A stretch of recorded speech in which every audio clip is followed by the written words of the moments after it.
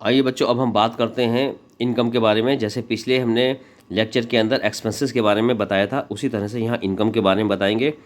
Outstanding expenses के बदले में यहाँ पर हम आउटस्टैंडिंग इनकम के बारे में बताएंगे। प्रीपेड एक्सपेंसेस के बदले में यहाँ पर हम आपको प्रीपेड इनकम बताएंगे। तो पहले तो हम आपको बताएंगे कि इनकम होती क्या है।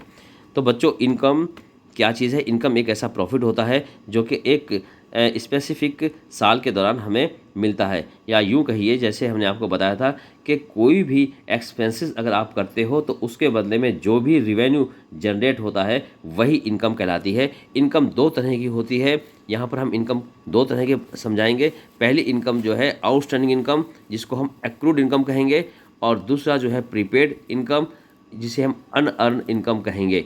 तो इसको हम डिटेल से और एग्जाम्पल सहित समझाते हैं। आउटस्टैंडिंग इनकम क्या चीज़ होती है?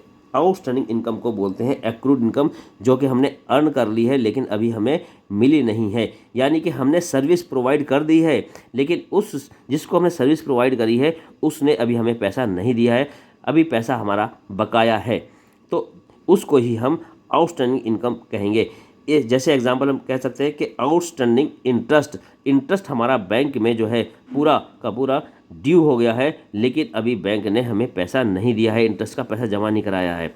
इसी तरह से सैलरी आउटस्टैंडिंग, हमने काम कर लिया है फर्म के अंदर, हमने अपनी सर्विस प्रोवाइड कर दी है, लेकिन फर्म ने अभी हमें पैसा नहीं दिया है सैलरी का, इसी को हम आउटस्टैंडिंग कहते हैं, खर्चा। तो इसी को हम बोलते हैं आउटस्टैंडिंग इनकम। अब इसको हम अकाउंटिंग इक्वेशन में किस तरह से दिखाएंगे? अकाउंटिंग इक्वेशन में हम इसे दोनों तरफ दिखाएंगे, क्योंकि ये जो है पैसा अभी हमें मिलना बाकी है, हमारी इनकम है। अगर हमारी इनकम हमें मिल जाती तो हम इसे कैश में दर्ज करते, लेकिन अभी इनकम जो है ये हमें मिली नहीं है, ये अभी हमें व्यक्ति जो है या फर्म है हमें देगी। जब देगी तो वो देने वाला व्यक्ति जो है वो हमारा डेटर्स कहलाएगा। तो इस तरह से हमारे डेटर्स बढ़ जाएंगे। तो हम यहाँ पर डेटर्स के रूप में एक्रूड इनकम यहाँ एसेट्स के अंदर दिखाएंगे। तो एसेट्स हमारा बढ़ जाएगा, और इसी तरीके से कोई भी इनकम चाहे वो मिले या ना मिले, लेकिन इनकम अगर जो भी होती है या जो भी रिवेन्यू होता है वो जो है कैपिटल को बढ़ा देता है। तो दूसरा जो आइटम जो है यहाँ पर एक्रूड इनकम के तौर पर कैपिटल के अंदर इंक्रीज़ किया जाएगा। तो इस तरीके से ये दोनों साइड हम इसको शो करेंगे। अब आता है प्रीपेड इनकम, जिसको हम बोलते हैं ऐसा पैसा जो हमने कमाया नहीं है लेकिन हमें बिना कमाया हुआ मिल गया है। तो इसको हम बोलेंगे प्रीपेड इनकम, एडवांस में मिलना पैसा मिला है। इसको हम इस डेफिनेशन के अंदर इस तरह से बताएंगे कि income which have been received in advance, ऐसा इनकम जो कि हमने एडवांस में हमें मिल गया है, लेकिन अभी हमने उसकी इनकम की जो सर्विस है वो अभी हमने नहीं दी है, अभी देना बाकी है।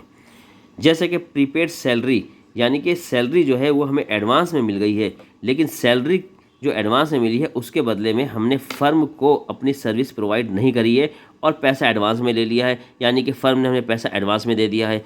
तो जब तक हम अपनी सर्विस प्रोवाइड नहीं करेंगे तब तक वो पैसा जो है हमारे ऊपर बोझ रहेगा और वो कंपनी हमसे कभी भी वापस ले सकती है। तो इस तरीके से वो प्रीपेड इनकम जो कि बिना कमाया जो हुआ पैसा है वो हमारे कंधों पे बोझ है, और जब बोझ होता है तो उससे लायबिलिटीज़ बढ़ जाती है। तो अकाउंटिंग इक्वेशन में यहाँ पर लायबिलिटीज़ आपकी बढ़ जाएगी, क्योंकि वो बिना कमाया पैसा है, वो आपको देना पड़ेगा जब तक आप सर्विस उसकी प्रोवाइड नहीं करेंगे। और वो कैश के अंदर आपको पैसा मिला है, जब कैश में पैसा मिला है तो यहाँ एसेट्स बढ़ जाएगा। एसेट्स बढ़ने के लिए कैश बढ़ता है, और यहाँ पर एक्रूड इनकम के तौर पर हम उसको दर्ज करेंगे। तो इस तरीके से एसेट्स भी बढ़ेगी और यहाँ लायबिलिटी भी बढ़ेगी, यानी कि दोनों तरफ यहाँ पर इफेक्ट पड़ेगा अकाउंटिंग इक्वेशन में।